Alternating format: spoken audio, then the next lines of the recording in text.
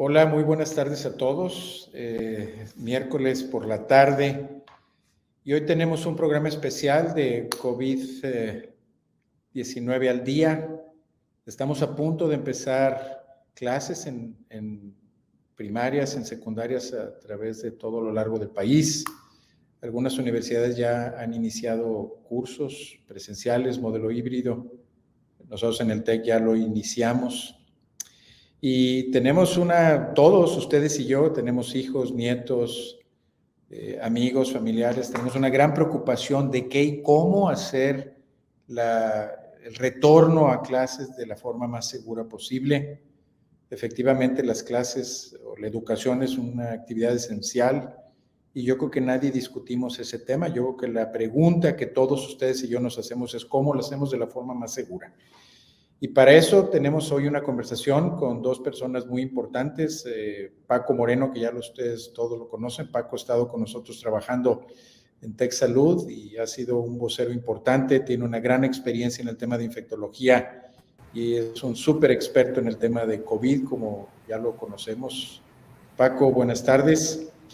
Y hoy tenemos también con nosotros a Carol Perelman. Carol es químico, farmacobiólogo, ha tenido un interés muy particular en la ciencia por muchos años, pero también es mamá y tiene hijos y se preocupa igual que ustedes y yo por nuestros hijos, bueno, en mi caso, nietos, en el retorno al colegio.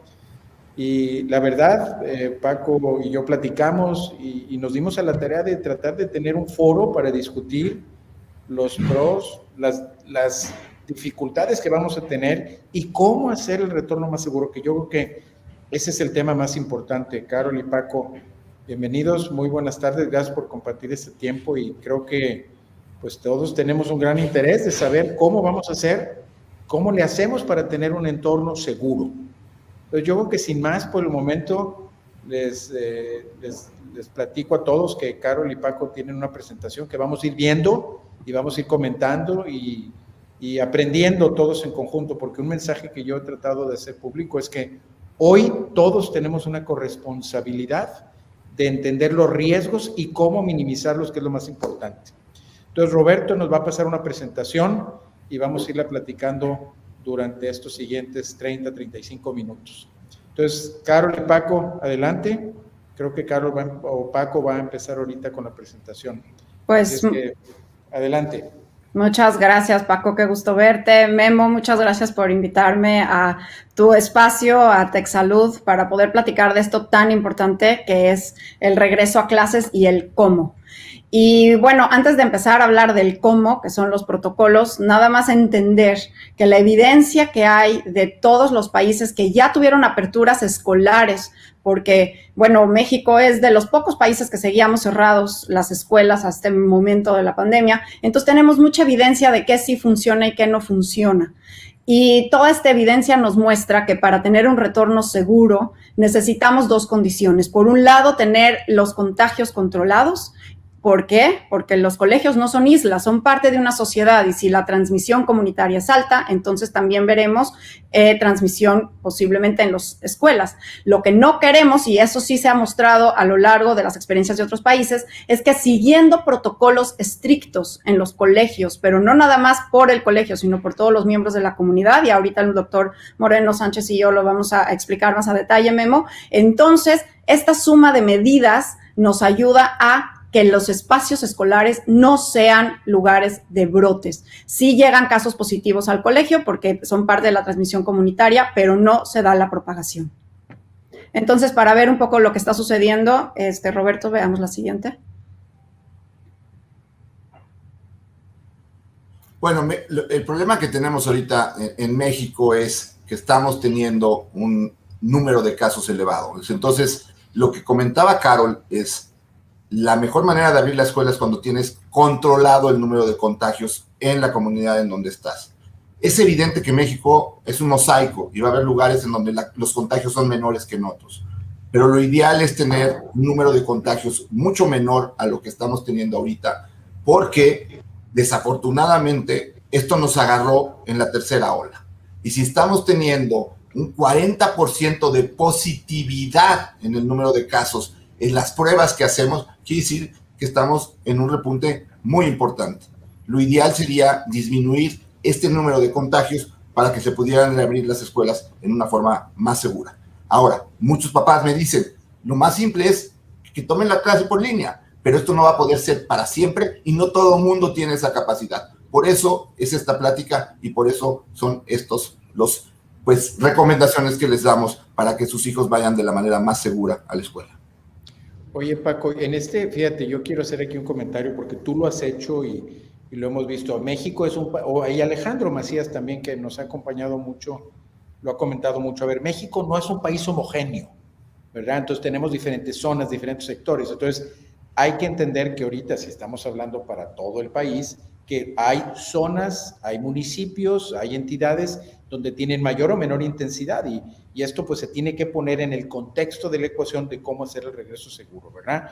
Vemos las estadísticas nacionales, nos dan una idea, pero luego hay que hacer un poquito más de tejido fino para ver exactamente dónde hay más o menor riesgo, simplemente por la transmisibilidad, la cantidad de virus que ande ahí circulando, ¿verdad? Entonces yo más quería hacer enfatizar ese punto que es muy importante.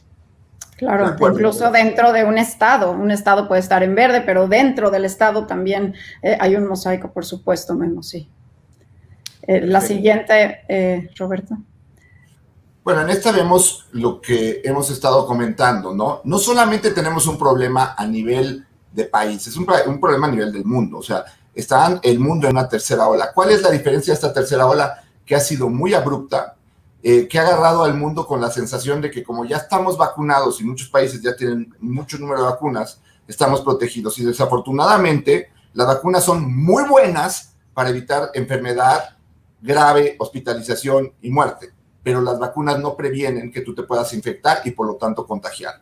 Entonces, ahora los vacunados tienen la responsabilidad de, si tú ya fuiste vacunado, eso implica que tienes que cuidar el cubrebocas más, porque el cubrebocas es ante todo una medida de solidaridad. Y lo que vemos en México es un aumento en ese número de casos, que aparentemente va a empezar a disminuir.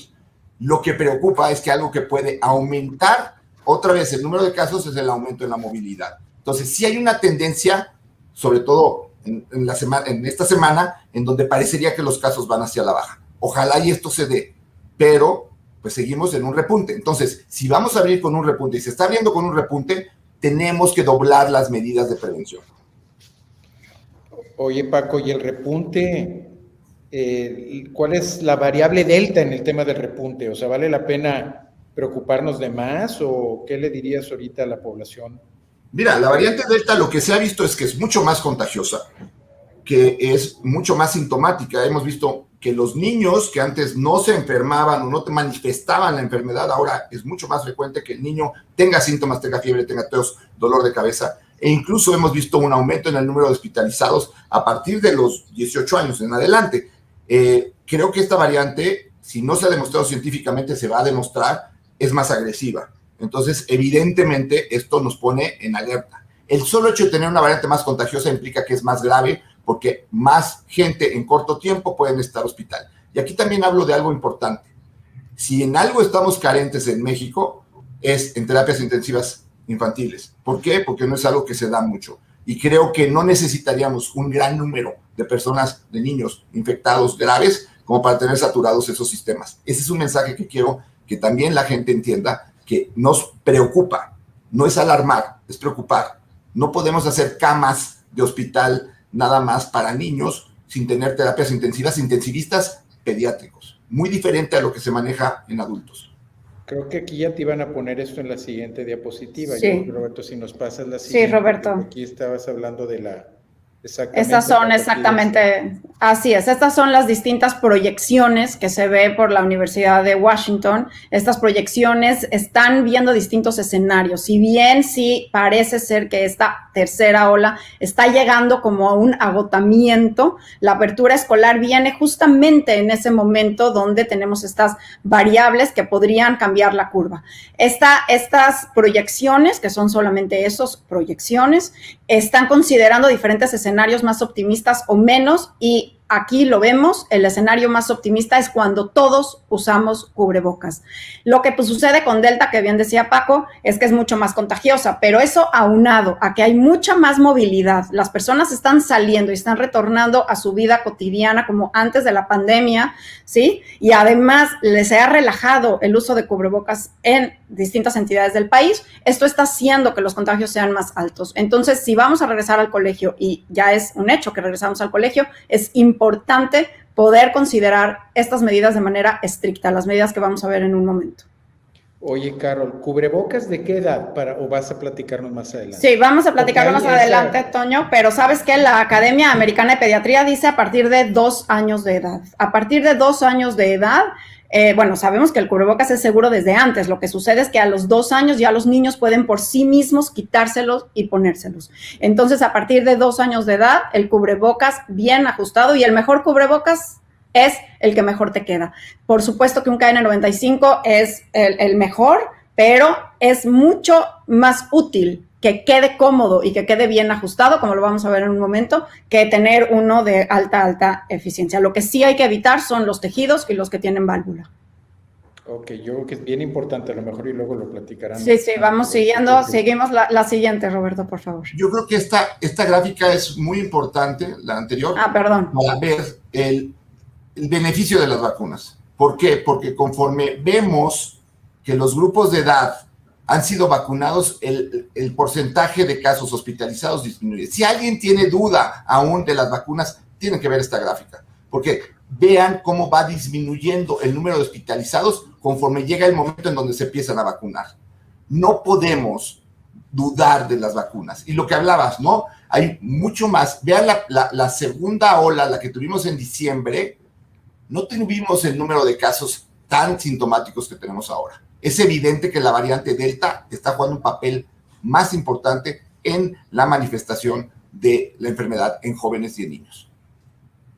Oye, Paco, nomás para acentuar ese tema, hoy el secretario de Salud del Estado de Nuevo León hizo un comentario. El 97% de los hospitalizados en el Estado de Nuevo León no vacunados, ¿verdad? Esos son datos muy contundentes, ¿verdad? Y yo creo que hay que, bueno, ustedes y yo no nos hemos cansado de repetir el tema, ¿verdad? Pero simplemente lo enfatizo, sí. Carol, que nos pasen la siguiente, nos vas a hablar un poco ahora de los colegios, ¿verdad? Ahora hablemos de los colegios, así es. Y bueno, una nota de la anterior es que un estudio encontró que el 75% de los casos en menores son asintomáticos, y eso es importante. Esto es un estudio que salió todavía con la variante alfa, pero sí nos da un indicio de esta alta proporción de la población infantil y juvenil que es asintomática y puede estar teniendo el virus y contagiar a los demás sin que se sienta mal. Entonces, bien importante hacer el rastreo de contactos para encontrar esos casos y interrumpir la propagación. Y lo que decíamos, Memo, los colegios no son promotores de la epidemia cuando se usan medidas. Y sabiendo que ahora tenemos una alta transmisión comunitaria en varias regiones del país, es aún más importante que las medidas sean estrictas y por todos los miembros de la comunidad estudiantil, no nada más los estudiantes, no nada más los profesores, también los padres de familia, y que también en casa se lleven a cabo estas medidas para asegurar que todo el ambiente sea controlado, porque escuelas que abrieron durante la pandemia sin protocolos encontraron una alta transmisión dentro de los colegios, pero colegios que siguieron las medidas, los protocolos bien establecidos, que fueron claros por todos los integrantes de la comunidad, encontraron que recibían casos positivos, pero que en la escuela no había transmisión, que la escuela era segura y no fomentaba los contagios. Fíjate, yo creo que eso es importantísimo, Caro, porque eso es lo mismo hemos visto en el hospital, ¿eh? Nosotros desde el principio de la pandemia ya hemos atendido cerca de 4,000 pacientes hospitalizados y tenemos un poquito más de 2,000 personas que trabajan en el hospital, y hemos hecho este estudio de seguir los contactos. Bueno, pues resulta que la gran mayoría no se infectaban en el hospital, no que no hubiera algunos, pero aquí es un lugar de muchísimo mayor contacto, pero la mayoría de los contactos eran afuera. Entonces ahorita tú dijiste algo que yo también quiero subrayar, la importancia de que el cuidado no sea solamente en la escuela, tiene que tener cuidado en la casa. O sea, es establecer relación papás, profesores, la escuela, el equipo administrativo, para tener el cuidado de los niños de la mejor forma. Me parece que por ahí va. Y creo que Paco nos vas a comentar ahorita todas las medidas, porque yo creo que ese es el tema. Alguien en la escuela que sea experto, y esto que ya lo vimos nosotros, que está extraordinario. No sé quién nos va a platicar, Paco. Yo quisiera que esta la presentaras tú, Carol, porque fue tu diseño y me fascinó, y yo quiero darte el crédito de esta imagen. Tú explícala, me encanta cómo lo dices. Bueno, lo importante, gracias Paco, aunque bueno, el modelo de queso suizo que ya lo habíamos visto, que significa que realmente ninguna medida es 100%, ninguna, ni el cubrebocas nos protege 100%, ni la vacuna, ni estar al aire libre, ni la distancia, nada nos protege al 100%, pero acumular varias medidas sí minimiza el riesgo, y subrayo minimiza, porque no lo estamos eliminando. Para eliminar el riesgo, Memo, tendríamos que quedarnos en casa, no salir nunca a ningún lado. Pero para minimizar el riesgo, tenemos que apilar varias medidas. Una sola no es suficiente porque ahí lo vemos, el virus se filtra por los hoyitos del queso suizo. Entonces, ¿cuáles son estas medidas que debemos de apilar? Paco. Ventilación. Es muy importante que los espacios estén ventilados. Imagínense que ustedes están en un área cerrada con alguien que está fumando. En un momento corto van a empezar a tener esa molestia del humo. Aquí no es el humo, aquí no lo van a ver, es el virus. ¿Qué es lo que hacen cuando hay una persona que está fumando? La corren, ¿no? Aquí no vas a saber quién es el que está fumando. Entonces, abre las puertas, abre las ventanas para que haya ventilación y no se quede el humo del cigarro. Esa es una analogía como la podemos medir. Los medidores de CO2, háblanos de él. Bueno, como ya sabemos que el virus se propaga por vía principal aérea, es un virus que se propaga por vía aérea, entonces medir la calidad del aire es importante. Así como nadie se tomaría el agua de charco, un agua sucia para prevenir enfermedades infecciosas, pues tampoco hay que respirar aire sucio para poder prevenir enfermedades infecciosas como COVID-19. Pero ¿cómo podemos medir cómo está el aire que estamos respirando? ¿Cuál es la calidad del aire? Una medida indirecta es medir la cantidad de dióxido de carbono. ¿Por qué? Porque todos los animales, incluyendo el ser humano, respiramos oxígeno y exhalamos dióxido de carbono. Entonces, medir la cantidad de dióxido de carbono que hay en un espacio cerrado es una medida indirecta de cuánto aire ya respirado estoy respirando, cuánto aire ya respirado que pasó por los pulmones de alguien más y posiblemente trae virus, porque ya hablamos que un porcentaje alto de las personas pues están ahí presentes y no saben que traen el virus porque se sienten bien, son asintomáticos o presintomáticos, pero podrían estar exhalando al hablar, al cantar y nada más al respirar. Podrían estar exhalando virus. Y si estas ventanas están cerradas, entonces este virus se va acumulando y aumenta el riesgo. Por eso la importancia de tener medidores de dióxido de carbono, que incluso hay países como Bélgica, que ya lo tienen como ley en todos los espacios públicos, restaurantes, bares, etcétera, tienen que tener a la vista un medidor de dióxido de carbono para que los clientes, para que los comensales puedan tener una confianza mayor en los espacios donde están. Oye, cubrebocas, hablamos de cubrebocas. ¿Por qué cubrebocas? Paco, ¿ibas a decir algo? No, es que quería preguntarle a Carol otra vez, porque el tema del monitor del CO2 es un tema bien importante. Entonces, nomás quería aclarar, es una pregunta que yo he tenido. Entonces, baja cantidad de CO2 implica que el aire se ha limpiado, que lo ventilamos y la probabilidad entonces de contagio es mucho menor. Hay una medida, no es cero, pero estamos hablando de minimizar riesgo. Así es, Memo. Al aire libre, la medida, la cantidad de partículas de dióxido de carbono habitualmente es de 400 partes por millón. O sea, cada millón de partículas en el aire, de 1 millón, 400 son de dióxido de carbono. Esa es nuestra medida basal. Eso es como estar al aire libre. Si tú estás en un espacio cerrado y estás en 400, es como si estuvieras afuera. Nuestra máximo es 300 puntos más. Es decir, no debemos de estar en espacios que tengan más de 700, incluso 800 partes por millón. Si nos pasamos de 1000, Memo, hasta disminuye la capacidad cognitiva de los niños y empiezan a contestar mal sus exámenes de matemáticas.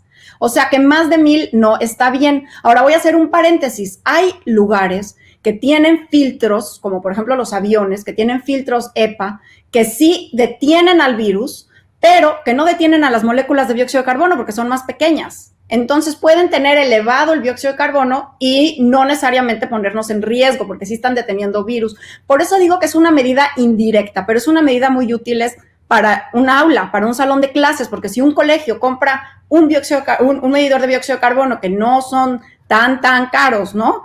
Y va haciendo un diagnóstico de todas sus aulas, de todas sus zonas de auditorio, de cómo se comportan, con cuántos alumnos, la ventana qué tanto abierto, pues puede tener un indicio de qué tan seguras son sus espacios. Perfecto, gracias, Carlos. Perdón, Paco, que te interrumpí. No, hombre, no. Son importantísimos, pero sí el tema del CO2 lo hemos visto tanto. Yo quería que tuviéramos toda una claridad y bueno, ya nos los explicaste nuevamente, Carlos. Muchas gracias. Pero además, Memo, estas medidas nos van a interrumpir, perdón, Paco, otras enfermedades infecciosas que se propagan por vía aérea.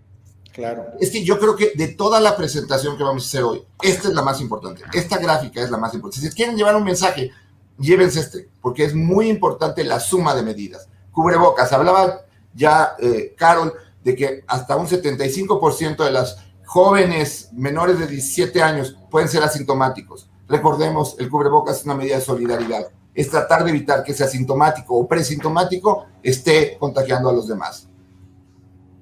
Y bueno, la escuela comienza en casa.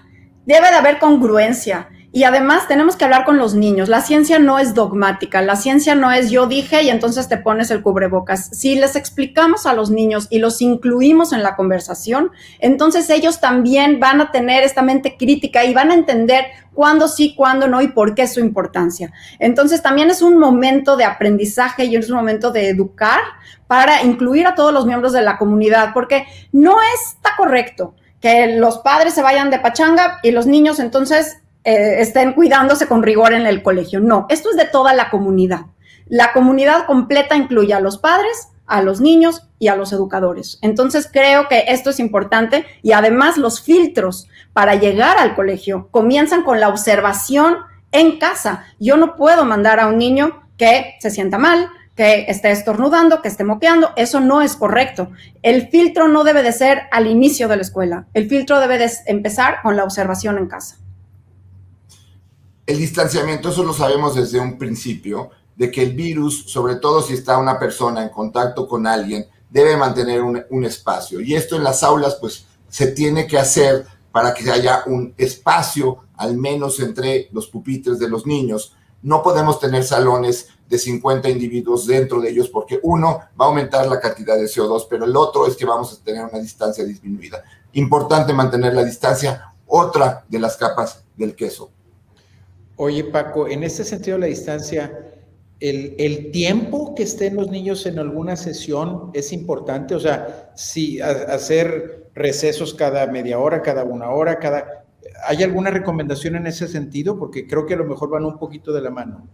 Sí, pero hay que tener mucho cuidado de esos momentos en donde va a haber la salida de alumnos o el movimiento de alumnos, porque también lo que tienes que prevenir es ese movimiento, porque si tú sacas a los niños para sanitizar, por ejemplo, que como ven aquí, no estamos hablando nada de tapetes, nada de sanitizar el salón, nada de eso. Sí. Olvídense de eso, esos gastos innecesarios, cómprense un termómetro, mejor en lugar de comprar tapetes sanitizantes. Pero bueno, la situación aquí es, si tú vas a hacer, por ampliar esos espacios, por disminuir el contacto, movimientos en donde todos los niños salgan a un lugar, lo que vas a generar es que haya esas aglomeraciones de las cuales no queremos. El distanciamiento incluye el evitar aglomeraciones en el recreo, en la entrada, en la salida.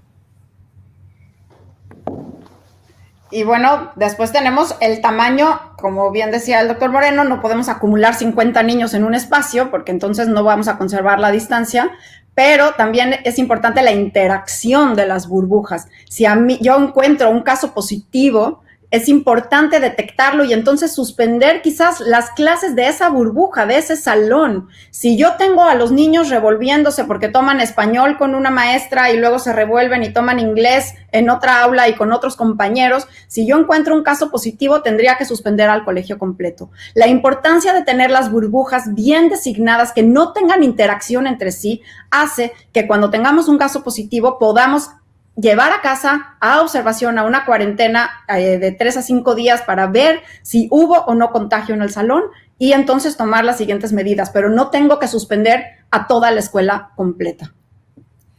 La higiene de manos y los espacios. Entendamos que la higiene de manos es muy importante, que hay que estar promoviendo la higiene. Volver a insistir, el sanitizar los salones. No es necesario hacerlo cada hora. Que se limpie el salón antes de que empiece la clase, que se limpie el salón después de terminado el tiempo de escuela. No hay que estar haciendo esas sanitizaciones que lo único que hace es hacer que los niños salgan, tengamos aglomeraciones y tengamos más contagios. Olvidémonos de todas esas cosas que estamos haciendo, que lo único que provocan son tumultos.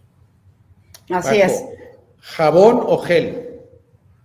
De preferencia agua y jabón, pero si tienes gel, el gel que vayas a tener, que sea de fácil acceso, porque luego tienes dispositivos en donde el niño tiene que apretar 3 botones para que salga el gel y eso va a contaminar esa área.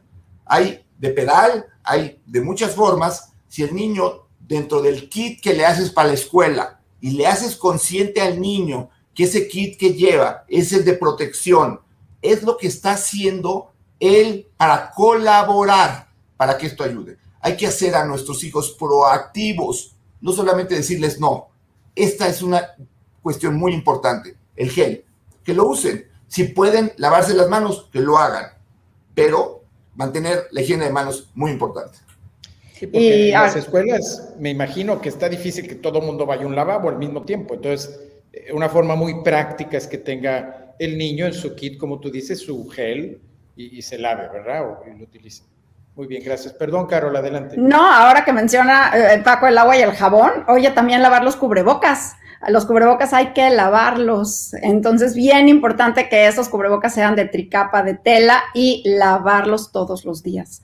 Y bueno, paso al tema de las vacunas, que por supuesto es importante que las personas al máximo en las comunidades estudiantiles estén vacunadas. Todos los profesores, los directivos, el personal académico y los padres de familia, porque ya hay varios estudios que indican que cuando los papás están vacunados, eso hace que protejan a los niños. Aún no tenemos vacunas para los menores, no se están aplicando vacunas para los menores, entonces la mejor protección para los menores es vacunándonos los que sí podemos ya vacunarnos. Hemos visto en los hospitales, desafortunadamente, que la gente llega pidiendo, solicitando que lo vacunen, cuando ya esa vacuna en ese momento no le va a servir. Estamos en momento para que todos nos vacunemos. Cualquier vacuna es mejor que no tener ninguna vacuna. Vacúnate y si hay una vacuna que luego tenga menos eficacia, veremos cómo lo vamos a resolver. Pero ahorita no hay nada peor que no vacunarte. Entonces, vacúnense. Es el mensaje primordial. Y cuando les toque vacunar a los niños, olvídense de esos mitos de esterilidad, de problemas de chips, de cambios en la código genético. Las vacunas son muy seguras. Hoy casi estamos llegando al 33% de los individuos en el planeta con al menos una vacuna. Una tercera parte de las personas que habitan la Tierra han recibido una vacuna. Es un número para pensarse. Si hicieran zombies, ya habría muchos lados. Si tuvieran chips también. Oye, y lo importante también dejar claro que las vacunas son como una especie de seguro de vida, pero no evitan contagios. Por eso hay que seguir todas esas medidas, porque las vacunas van a ser un seguro de vida, como el cinturón de seguridad en el coche, pero no evita que choques. Entonces hay que seguir las demás medidas también. Paco, vas con las pruebas. Adicionalmente, Carol, también el tema de que si conoces a una persona que fue vacunada y salió positivo, no quiere decir que por eso la vacuna no sirvió, porque a veces la gente dice, es que yo conocí. Bueno, a ver, hoy les digo, el secretario de Salud de Nuevo León, Manuel de la O, 97% de los hospitalizados en este momento no vacunados. Contundente la protección de la vacuna. Así es. Paco, perdón, adelante. No, perfecto. Y voy a hablar del 9 y el 10, y quiero decir que esta idea es de Memo, porque la he usado mucho para platicar de esto, pero la idea original fue de Memo. La creación de un SAR del COVID en las escuelas. Esto es muy importante. No tiene que ser un trabajador de la salud. Puede ser una persona que se designe. No tiene que ser el mismo todo el tiempo, pero él debe de conocer este punto 9 y 10. ¿Por qué? porque debe de estar conociendo cuál es el estado de salud de la comunidad escolar. Y hablo de la comunidad escolar, es maestros, personas de intendencia, personas que colaboran en la escuela, de los alumnos, de los maestros y de los papás y las familias que incluyen la escuela. Ahora tenemos que trabajar todos en equipo. Si en tu casa hay un caso de COVID, tienes que comunicarlo a este SAR de COVID. Y el SAR de COVID tiene que saber para qué sirve cada prueba. La prueba de antígeno es una prueba fácil, sencilla, rápida, pero no tiene una sensibilidad alta. Entonces, una persona que tiene síntomas, que se haga una prueba de antígeno. Si sale positiva, ya no tiene que hacerse una de PCR.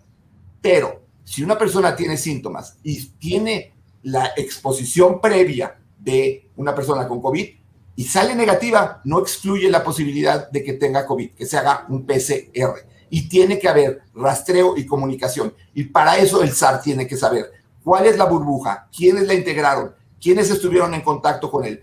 Va a ser mucho más fácil para el SAR conocer todos esos datos si mantenemos los grupos pequeños. Si el niño estuvo en contacto con todo el colegio, es muy difícil entonces rastrear a estos casos.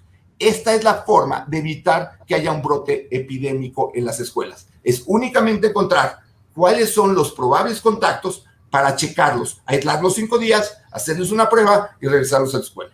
Si logramos hacer esto, y alguien tiene que estar encargado de eso, el rol del SAR del COVID escolar va a ser muy importante. Y vuelvo a decir, es una idea de Memo que se me hace fantástica. Y pues finalmente la capacitación, el rastreo, la comunicación, como bien dice Paco, para saber encontrar estos casos y poderlos comunicar para que la comunidad todo el tiempo sepa lo que está sucediendo, pero la capacitación. Es importante el primer día de clases, el segundo día de clases, el tercer día de clases, hablar de estos protocolos. Todos los miembros del colegio, de la comunidad estudiantil, padres, profesores y alumnos deben de conocer todas estas medidas para procurar minimizar el riesgo de contagio. Repetimos, no vamos a evitar que una persona positiva llegue a la escuela. Lo que queremos es que los espacios educativos no promuevan brotes. Yo creo que quisiera nada más ahorita volver a enfatizar la importancia, y ya lo han dicho mucho Paco y Carol. A ver, el regreso a clases es importante, pero la importancia y la forma de hacerlo es crítico. Y todas estas medidas que estamos viendo de seguridad, yo creo que como lo pones en el país, son incrementales de beneficio. Yo creo que el hacer conciencia, ver detallado, darle una revisadita a estas medidas en todas las escuelas. Yo creo que ahora nos está viendo gente de las escuelas, ¿verdad? Porque tanto ustedes como nosotros nos han pedido, todos los directores, los maestros, los profesores, pero también es importante que los padres de familia lo vean, porque yo quisiera insistir que esto debe ser una corresponsabilidad, sí, de los profesores, del equipo administrativo de las escuelas, pero también de los papás, y vamos a decir los abuelos, ¿verdad? O sea, debemos todos de trabajar para que este regreso sea seguro. Tú lo has dicho, Carol, muchas veces lo comentaste, empieza desde la casa, no en la escuela, en la casa, en el transporte y en la escuela. Así es. Y ¿sabes qué también, Memo? Lo que pasa, bueno, muchos tenemos miedo de este regreso y es natural tener miedo, pero con información, con evidencia, con todo esto, creo que podemos darle la vuelta a este miedo y convertirlo en acciones positivas de comunidad para cuidarnos todos por todos. Ahora sí que esto es para todos y entre todos, y Paco lo ha dicho múltiples veces. Este virus es un virus donde tenemos que dejar el egoísmo de lado. Queremos a los niños en las aulas, por supuesto que la educación es una actividad primordial, esencial, pero para hacerlo de manera segura y no tener luego brotes y brotes, tenemos que hacerlo de esta forma y lo tenemos que hacer todos. Yo diría que un mensaje, y creo que esa es la lámina que se debe de llevar la gente hoy, pero un mensaje es, hay los dos extremos en la forma de pensamiento. El extremo que dice que abrir las escuelas cuando hay un alto número de contagios, cuando hay escuelas que no están protocolizadas, cuando hay escuelas que no están listas, ese es un problema. Pero también hay los padres de familia que quisieran encerrar a sus hijos y mantenerlos en una burbuja y decir, mis hijos no van a regresar hasta que no se acabe el COVID. Eso no debe de suceder, porque el COVID va a seguir aquí por largo tiempo. Y tenemos que también preparar a nuestros hijos para pandemias de un futuro. No podemos dejar que nuestros hijos nada más se queden con la comunicación de no puedes, no debes, no tienes. Tienes que ser proactivo con tu hijo, enseñarle, pero para eso necesitamos algo. Si alguien no ha manejado bien la pandemia, somos nosotros los adultos. Por eso sigue aquí, porque somos egoístas y no usamos cubrebocas, porque luego no nos queremos vacunar, porque luego queremos hacer la fiesta con 1000 personas, porque los mandamos de viajes de graduación. Todo eso es egoísmo. Ahora es el momento de que si vamos a hacer algo que es tan importante, dejar el egoísmo a un lado y ser todos un barco que camine hacia el mismo lado. Para mí, esta plática creo que es muy importante. Memo es médico, se dedica a la salud y es rector, se dedica a la educación. Carol es comunicadora de ciencia y es mamá. Creo que estamos aquí, las personas que más interés tenemos en que tus hijos estén bien. Y estén bien, no solamente bien cuidados, sino bien también en el aspecto psicoemocional, en donde el estar todo el tiempo encerrados no es bueno. Oye, yo creo que de esto, pues de toda la crisis que hemos vivido ya en 1 año y medio o más, también vamos a aprender a hacer las escuelas más seguras, no solamente para COVID, las vamos a hacer más seguras para el resto de nuestras vidas, porque todas estas medidas seguramente, y Paco, pues tú nos puedes decir más, oye, llegaba el invierno y una pandemia de enfermedades respiratorias, no tan graves.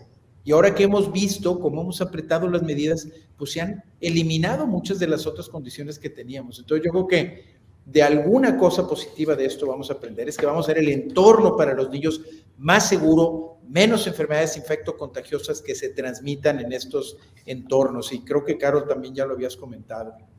Oigan, estamos llegando pues ya hacia el final del tiempo que habíamos preparado.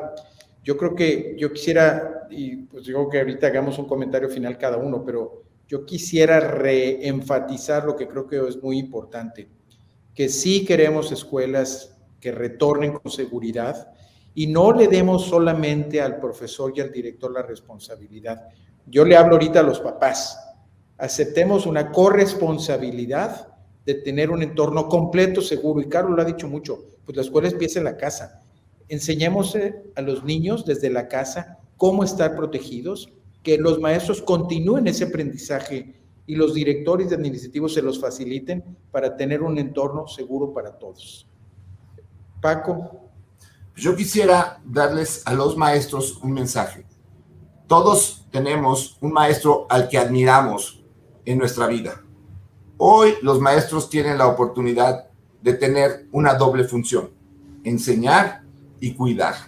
Enseñar lo que tienen que hacer académicamente y cuidar la salud. Eso los va a hacer los maestros de la vida de muchos de esos niños. Entiendan ese rol tan importante que tienen. Los maestros son fundamentales en toda estructura de salud, pero hoy van a tener esa doble función. Así es que mis respetos para los maestros y hagamos las cosas bien. Tienes una doble responsabilidad. Hazla con ganas, con conocimiento y con responsabilidad. Y pues yo, para terminar, gracias Memo, Paco, pues nada más quisiera agregar que sin duda es una oportunidad, porque hay que verlo así.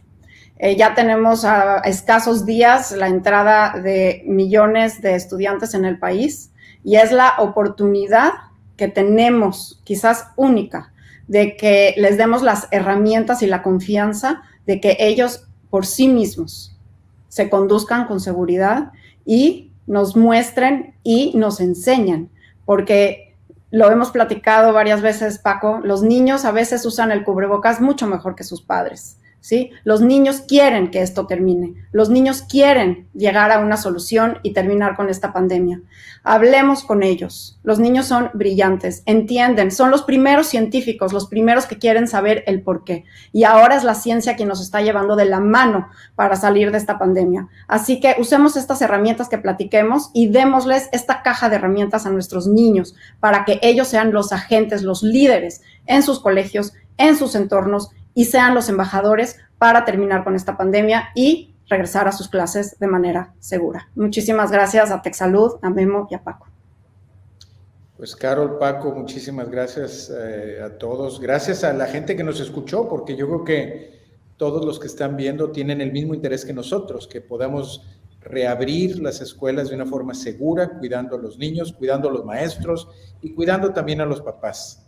Pues muchas gracias a todos los que participaron en este webinar con nosotros, y Paco y yo nos estaremos viendo aquí la próxima semana junto con el doctor Alejandro Macías. Gracias nuevamente.